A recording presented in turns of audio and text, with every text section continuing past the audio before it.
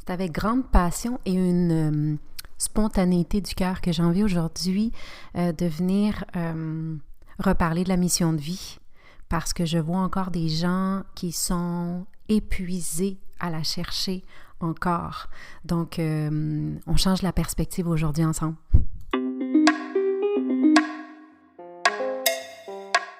Namasté, bienvenue au podcast Sorcellerie Blanche.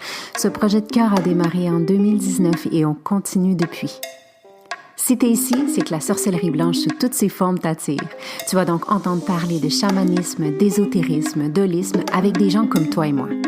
On s'inspire, on partage, on dédramatise et on se motive. Je suis Gaïa Charline, âme nomade et créatrice, passionnée de la vie, de chai latte, de conversations profondes, de planches à neige, de bulldog français et d'entrepreneuriat spirituel.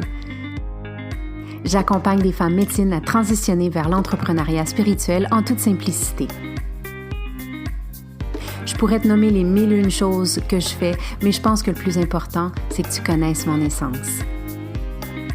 Alors, bienvenue dans mon univers où ensemble, on se rappelle que la plus belle des magies, c'est celle qu'on porte à l'intérieur. Alors, on sort nos balais belles sorcières et on dépoussière ce qui est déjà là.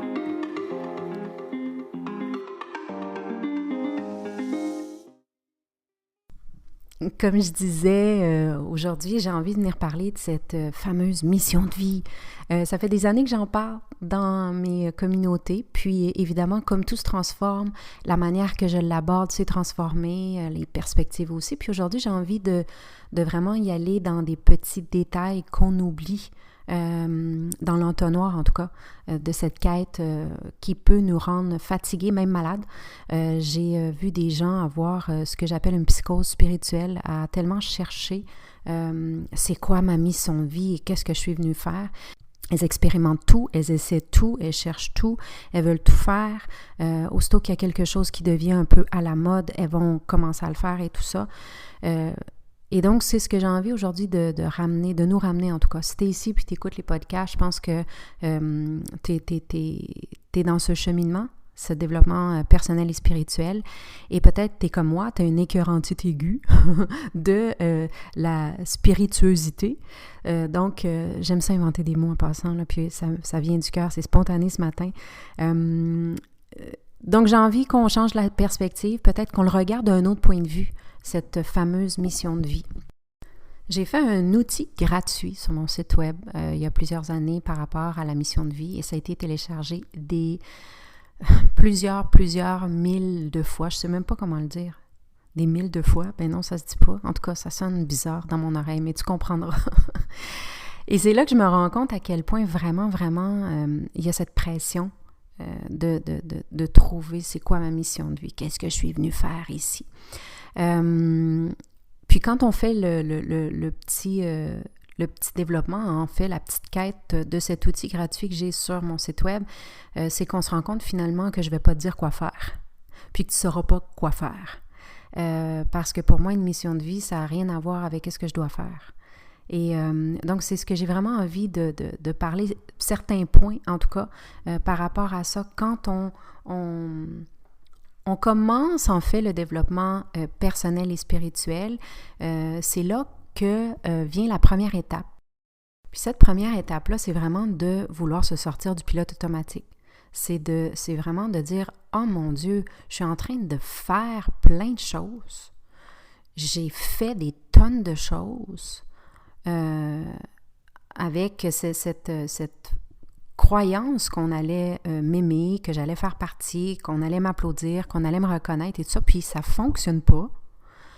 Et je me rends compte aujourd'hui que je suis prise dans un pilote automatique, c'est-à-dire que je fais les choses sans sentir. Je suis complètement déconnectée, mon corps. Et puis là, je me réveille tout à coup et je me dis, mon Dieu, mais c'est pas ça la vie, ça se peut pas que ce soit juste ça. Et ça, c'est vraiment la première étape, selon moi, qu'on vit par rapport à cette entrée dans ces fameux questionnements qui, entre autres, sont de la mission de vie. Attention ici, mission de vie, c'est un terme, c'est un concept qui est devenu très, très à la mode et qui a un peu basculé dans ce qu'on appelle un marketing. d'accord? Donc, toujours se ramener à dire, OK, on va décortiquer un peu, et c'est ce que j'ai envie de faire avec toi autour du bouillon ce matin, c'est vraiment d'aller voir. Donc, vouloir se sortir du pilote automatique, c'est déjà la première étape. Par contre, il y a entre le vouloir et vraiment passer à l'action, de sortir du pilote automatique. Puis je te nomme ça parce que j'accompagne des femmes médecines qui souhaitent devenir entrepreneurs spirituels et donc qui sont déjà dans ce cheminement-là. Et ce que j'observe beaucoup, c'est que on veut vraiment sortir du pilote automatique, mais elles viennent avec les mêmes schémas, les mêmes comportements, elles veulent fonctionner de la même manière qu'avant avec leur entreprise. En devenant entrepreneur spirituel, ça veut dire que je choisis un style de vie qui va aller à l'encontre de tout ce qu'on m'a appris. C'est-à-dire que je vais faire des actions, je vais prendre des décisions, je vais y aller selon mes ressentis. Et tout ça, c'est pas des choses qu'on est habitué. Et quand je dis ce que j'observe beaucoup, c'est ça, c'est de voir des gens qui veulent un nouveau style de vie, qui ont ce désir de se sortir du pilote automatique, mais avec certaines conditions. C'est-à-dire, je vais continuer d'être très exigeante envers moi-même, très performante, je vais me préoccuper du regard des autres. Donc, finalement, elles arrivent avec tout leur conditionnement et veulent construire quelque chose de nouveau, mais avec des comportements, des schémas qui, clairement, n'ont pas fonctionné dans le passé. Donc, la première étape vraiment d'aller à la quête de cette mission de vie, c'est tout d'abord, oui, vouloir se sortir du pilote automatique, mais oui, être prête à lâcher. Lâcher. Et ça, c'est la partie que j'observe qui est la plus difficile pour plusieurs.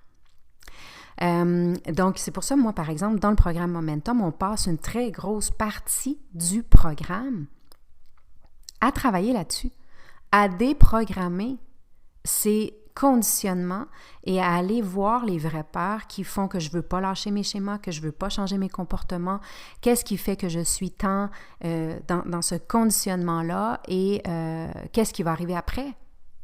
Donc, on parle de la mort, on parle de la fin, on parle de qu'est-ce qui va se passer après parce que c'est un fait. Il y a la vie, il y a la mort. Et il y a une mort de moi qui doit se faire quand je choisis de sortir du pilote automatique. Parce que si je veux continuer de vivre avec les mêmes choses qui ont toujours été dans ma vie, mais que je souhaite accéder à quelque chose de nouveau, c'est impossible. Donc, c'est pour ça que j'observe qu'il y a beaucoup de gens qui ont ce désir de se lancer dans l'entrepreneuriat, mais pour qui c'est très, très challengeant et c'est beaucoup plus difficile parce que elles ne sont pas prêtes à lâcher toutes ces manières d'être et de fonctionner. Donc, c'est pour ça que dans Momentum, puis surtout là, la nouvelle version que je vais sortir, la version 5.0 qui va sortir en octobre. J'ai tellement hâte. Je suis comme une petite fille. Je suis en train de retravailler. Ça fait 5 ans, donc c'est la 5e version. Puis, je suis comme une petite fille parce que je retravaille tout le premier, le deuxième module. Beaucoup, là, je travaille tous les modules en soi, mais les premiers, c'est ça. C'est la déconstruction. Le fait de vouloir se sortir du pilote automatique, mais vraiment y arriver. Parce que c'est un état d'être. La liberté qu'on recherche dans l'entrepreneuriat, c'est rien d'autre qu'un état d'être. Puis c'est un état d'esprit. Donc, de trouver cette liberté-là ne se trouvera pas par le fait que je vais devenir entrepreneur, comme plusieurs peuvent peut-être vendre le concept. Ah oui, tu vas pouvoir travailler de n'importe où, tu vas pouvoir faire le salaire que tu veux, tu vas pouvoir travailler comme tu veux. Puis là, il y a l'autre tendance aussi de déménager à l'étranger puis montrer que en déménageant, ben là, tu as une entreprise qui fonctionne. Ça, c'est des trucs qui sont aussi marketing. Et donc, ça fonctionne. Puis moi, je l'ai expérimenté, j'ai travaillé de n'importe où dans le monde et c'est ma vie novade depuis des années. Là, je suis un peu prise depuis quelques années à cause de quelque chose qu'on nommera pas nécessairement, mais vous savez tout de quoi je parle. Mais là, on repart encore. Le fait que je vais changer géographiquement de place ne va pas me donner plus de liberté.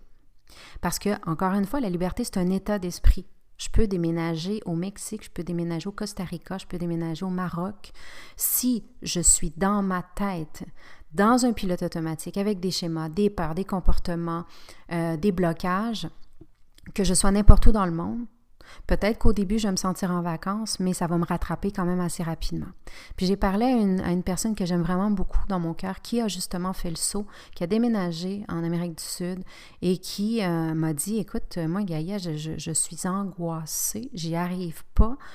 Puis elle était dans le paradis, là, vraiment que tout le monde veut aller. Et elle m'a dit, moi, je vais être super honnête avec toi, là, je suis posément en train de vivre la vie que tout le monde souhaite, mais je suis hyper angoissée. Pourquoi? Parce que c'est la première étape du travail, c'est de se sortir du pilote automatique. C'est pas parce qu'on déménage, c'est pas parce qu'on se met le titre d'entrepreneur, c'est pas parce qu'on a un site web avec nos soins qu'on va nécessairement se sortir du pilote automatique. OK? Donc, dans la mission de vie, la première étape, c'est de vouloir se sortir du pilote automatique et vraiment d'y arriver. Y arriver, là, c'est pas à pas. Ça a un rythme. Moi, j'ai vu une femme que j'adore, une autre, puis je sais que tu vas l'écouter, tu vas te reconnaître. Ça lui a pris, là, depuis le moment qu'on s'est rencontrés jusqu'au moment où vraiment elle s'est sortie là, du pilote automatique, je pense que ça a pris 3 ans. Et on va dire, 3 ans, c'est long, mais 3 ans, c'est quoi dans une vie? C'est rien. Et moi, à chaque étape que je la voyais sortir, j'étais comme, mon Dieu, que t'es belle, que t'es belle, que t'es belle. Pourquoi? Belle, c'est pas juste le physique, là, mais c'est vraiment de dire, il y a tellement une légèreté qui vient. Et il y a ce non-souci de plus en plus de ce que les autres vont penser. Il y a ce non-souci de je dois faire. Il y a vraiment cette reconnexion au corps qui est magnifique. Et la mission de vie, pour moi, c'est d'abord et avant tout, se sortir du pilote automatique, mais aussi reconnecter dans son corps. Et ça, c'est la deuxième chose que j'ai envie de nommer. Pour atteindre cette mission de vie, il faut sortir du pilote automatique, mais vraiment, là, tu sais, il faut changer des schémas, des comportements, vraiment là. Et après, il faut être prête à sentir dans son corps. Parce que chercher une mission de vie dans la tête, ça marche pas. Le rationnel ne va pas te donner la mission de vie. Tiens, ta mission de vie, c'est de faire des soins chamaniques. C'est pas ça, c'est pas du tout ça. En tout cas, pour moi, c'est mon humble opinion, puis tu sais, ce podcast, c'est mes opinions, donc on va y aller avec ça. Donc pour moi, la mission de vie, c'est sentir dans son corps et sentir, est-ce que ça vibre, oui ou non? Est-ce que ça me fait sentir bien? Est-ce que je me sens épanouie? Est-ce que je me sens... Et attention, on est des êtres de transformation. Ce qui me fait sentir épanouie ne veut pas nécessairement dire que ça va l'être aussi dans 6 mois, dans 1 an. On est des êtres de transformation, donc c'est-à-dire, et c'est pour ça, moi je dis toujours, puis je me suis toujours vantée d'un certain sens de dire, moi j'ai un CV bohème. Mon curriculum vitae est le plus bohème qui soit. Pourquoi? Parce que pour moi, la vie, c'est d'expérimenter. Et j'ai été chef de grosses boîtes à Santiago de Chile, de tout ce qui était la team internationale pour le marketing et tout ça, d'une grosse boîte légale avec des avocats. Qui l'aurait cru? L'aurait cru? Comment on dit ça? Qui aurait pu croire, bref, que j'aurais fait ça une fois dans ma vie? Et j'ai vraiment aimé, mais après 1 an et demi, j'avais fait le tour. Donc, je suis allée faire autre chose. Tu le sais, j'ai été vidéographe sous-marine, j'ai travaillé pour Club Med. J'ai eu des emplois qui sont dans le moule, et puis j'en ai eu d'autres qui ont fait « Waouh, ça c'est cool ».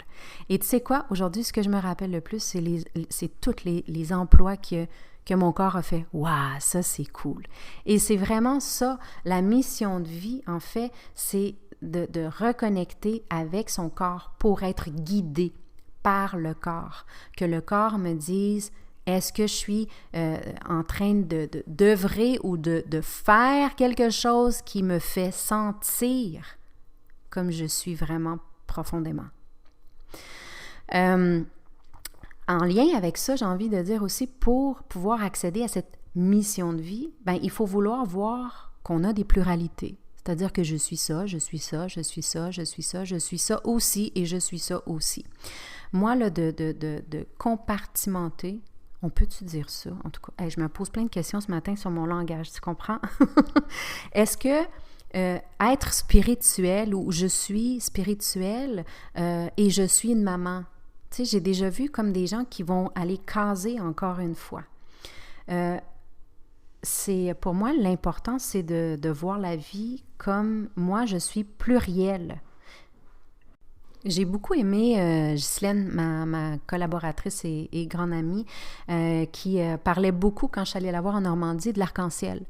Tu sais, pour que l'arc-en-ciel apparaisse, ben, il y a du soleil, puis il y a de la pluie, il y a les deux, puis il y a toutes les couleurs. Puis il s'agit vraiment d'un côté, une perspective, hein? On va voir toutes les couleurs, puis d'une autre perspective, on ne verra pas. Et c'est ça que j'aime, c'est la magie de ce monde qui est invisible, mais aussi visible à la fois. Donc, qu'est-ce que je suis, moi, dans l'invisible et qu'est-ce que je suis dans le visible, dépendamment de la perspective. D'où est-ce que tu es, d'où est-ce que tu le regardes? Mais pour voir certaines couleurs de moi, ben, il faut qu'il y ait de la pluie et du soleil. Et pour voir une autre perspective, ben, il faut qu'il y ait de la pluie et du soleil aussi, tu vois? Donc, j'aime beaucoup le fait qu'on accepte, en fait, qu'on est pluriel. Et pour moi, la mission de vie, ma mission, en fait, c'est d'accepter toutes ces couleurs de l'arc-en-ciel qui me définissent, tu vois. Si j'accepte que je suis comme ça, comme ça, comme ça, et que je suis plusieurs... je ne veux pas dire personnalité, parce qu'en fait, c'est pas la persona, c'est vraiment dans mon cœur, je peux être plusieurs choses. Pour moi, c'est ça, une mission de vie, c'est d'accepter moi dans toutes mes couleurs. Une autre étape, si je pouvais dire, là, autour de la mission de vie, qui est hyper importante, que j'ai envie de nommer, c'est de vouloir développer la foi et la confiance. Parce que mission de vie, ça veut dire que je vais être alerte, je vais être connectée avec mon corps, je vais être alerte, ça veut dire que je vais être responsive, je vais répondre à les signes que mon corps physique va m'envoyer. C'est pas pour rien qu'on a un corps physique, là, c'est magnifique, là, c'est le super allié, c'est le cheerleader de mon âme, c'est wow, c'est ça qu'on a besoin pour pouvoir savoir qui je suis. J'ai besoin de mon corps parce que l'autre, c'est une part de moi. Donc, quand je vois l'autre, je réagis dans mon corps. Comment est-ce que je réagis? Comment est-ce que je le sens dans mon corps devant ce groupe-là, devant ces gens-là, devant ce type de comportement? C'est la seule manière de savoir qui je suis, c'est d'être en contact avec des gens. Mais physique, là, pas juste du virtuel. Physique, c'est d'aller sentir ça. Le virtuel va m'aider jusqu'à un certain point. Mais après, dans le virtuel, il faut que j'aille voir. Et c'est, entre autres, pourquoi je suis allée donner la tournée en France. J'ai fait les événements parce que c'était important pour moi de connecter dans le physique, qu'on puisse sentir au-delà de juste ce que j'offre et ce que je suis sur les réseaux sociaux. C'était magnifique, en fait. C'est une belle confirmation pour moi, mais aussi pour les gens qui me connaissaient autour, puis les gens avec qui j'ai développé des belles relations. Ce que je voulais dire, c'est de redéfinir la foi et la confiance en la vie, parce que la vie va toujours m'apporter ce que j'ai de besoin. Donc, cette mission de vie, pour pouvoir peut-être trouver sa mission de vie, bien, il faut que j'aie foi et confiance. Et c'est ce que j'observe, c'est qu'il n'y a pas beaucoup de gens qui ont foi et confiance. Je dirais sincèrement, là, dans les dernières années, avec les femmes médecines qui ont fait mon programme et toutes celles que je vois dans mes communautés, je dirais qu'il y a peut-être 25% vraiment qui ont la foi et la confiance. Et ça, j'ai une petite explication, c'est très personnel, mais tu sais, dans notre génération et la génération plus jeune, là, c'est que la religion s'est perdue de plus en plus. Et le bon côté d'une religion, c'était qu'on développait la foi en plus grand. Avoir confiance que je ne suis pas seule, qu'il y a quelque chose de plus grand qui m'accompagne. Et c'est pour ça que pour moi, les enseignements, la sagesse chamanique, pour moi, a tellement toujours fait de sens parce que je ne me suis jamais sentie seule. Parce que je sais qu'il y a le monde qui est visible, mais tout l'orchestre qu'il y a derrière, dans les coulisses du monde invisible, c'est magnifique. Donc pour moi, j'ai toujours, sincèrement, depuis que je peux me rappeler, j'ai toujours eu foi et confiance. Puis des fois, je ne savais pas ce qui allait arriver. Je ne savais pas où je m'en allais. Je ne savais pas pourquoi, rationnellement, je prenais des décisions.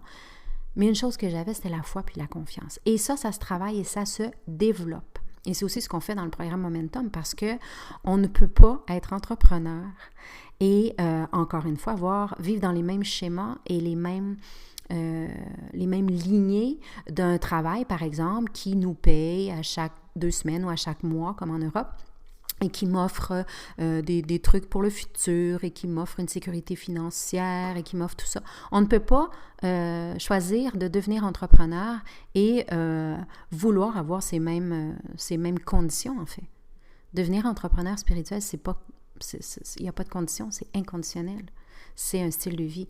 Et pour ça, il faut avoir la foi puis la confiance. Il faut apprendre à vivre dans l'incertitude et devenir certaine dans cette incertitude.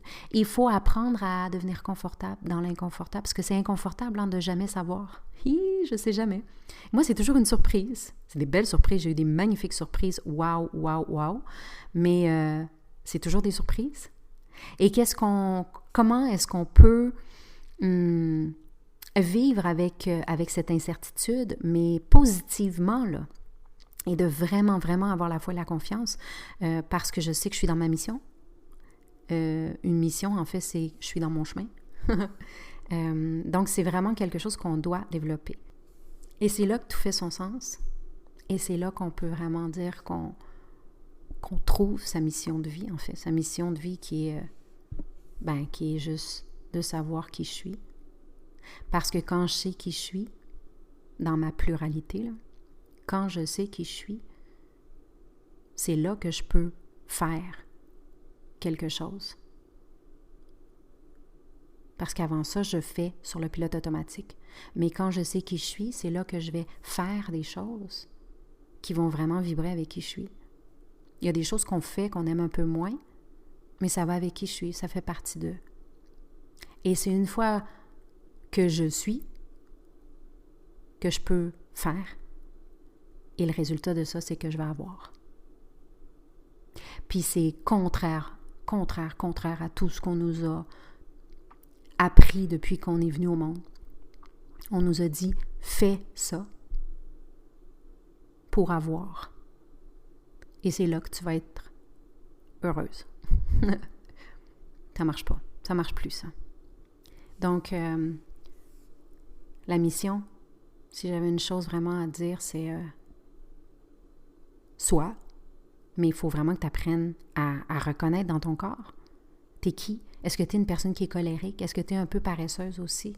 Est-ce que tu juges beaucoup? Est-ce que tu es impatiente? Est-ce que tu es trop travaillante, exigeante? Là, je te nomme tous les côtés qu'on pourrait voir un peu plus négatifs. Mais ça fait partie de moi aussi. Et du moment où je sais où je suis aussi comme ça, c'est là que je m'accepte dans ma pluralité de l'arc-en-ciel. Et c'est du moment où que je sais vraiment qui je suis, à cause que je suis en relation avec l'autre. Donc, j'observe comment je me sens face à l'autre. Je ne suis pas en mode réaction là, rationnelle, puis toujours être à la défensive de l'ego, mais je suis vraiment dans mon corps. Et mon cœur qui réagit et qui s'observe, qui m'observe en fait, comment est-ce que je suis. Et du moment où je sais un peu plus en fait qui je suis, mais je vais continuer de me surprendre. Moi, personnellement, je me surprends. Ah oui, je suis comme ça aussi. Ah mon Dieu, je le savais pas. Mais là, je me vois, puis je me sens. Je me sens comme ça. Donc, je suis ça aussi. Et du moment où je comprends un peu plus qui je suis, ben c'est là que je vais être guidée à faire des choses. Puis c'est là que je peux vraiment dire que je suis dans mon chemin. C'est d'être guidée par ces choses-là. Puis ça peut être de travailler dans une usine parce que je me sens réalisée. Ça peut être d'être chef d'entreprise. Ça peut être d'avoir d'être entrepreneur spirituel. Ça peut être de faire des soins, d'être professeur. On s'en fout du moment où je suis moi. Dans la majorité du temps, c'est là que je peux dire que je suis dans cette mission. Mais la vraie mission de vie, qu'est-ce qu'on est venu faire sur cette terre-là? Finalement, c'est d'apprendre à se connaître. C'est juste ça. À vivre des émotions. On est venu vivre des émotions. C'est ça qu'on est venu vivre. Puis on le fait tous à temps plein. C'est la mission de cette vie-ci, là. L'incarnation qu'on est venu faire, c'est de vivre des émotions.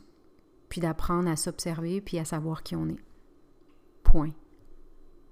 Le reste, c'est toute une illusion qu'on nous a construite. C'est une pièce de théâtre. Puis on est très, très bon pour jouer le jeu. Et du moment où tu vas choisir consciemment de te sortir du jeu, c'est là que le fun commence. Puis quand je dis fun, je suis un petit peu ironique, parce que c'est pas trop le fun tout le temps.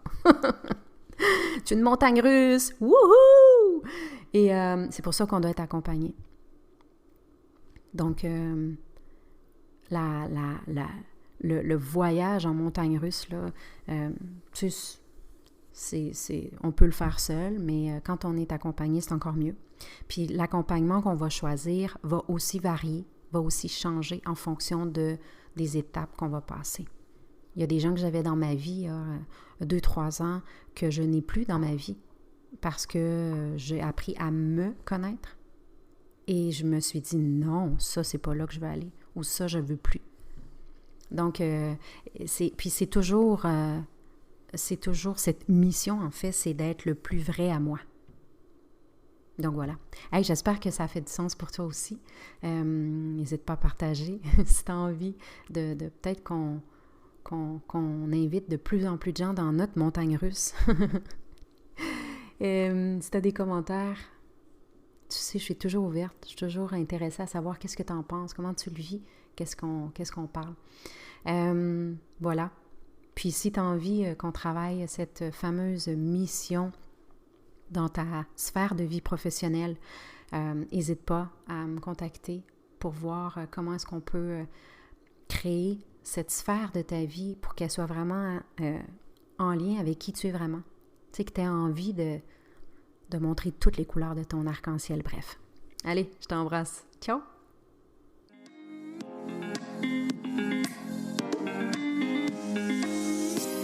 Si le sujet de la spiritualité t'inspire vraiment et que tu as un côté sorcière aussi, joins-toi à la tribu Gaïa sur les réseaux sociaux. Sur Facebook, la page Gaïa, @Gaïa Total, et le groupe fermé sur Facebook, Entrepreneur en devenir, ou sur Instagram, je suis Gaïa Total. Visite mon site web www.gaiatotal.ca pour en savoir encore plus. Au plaisir de te croiser. Waheguru, belle âme.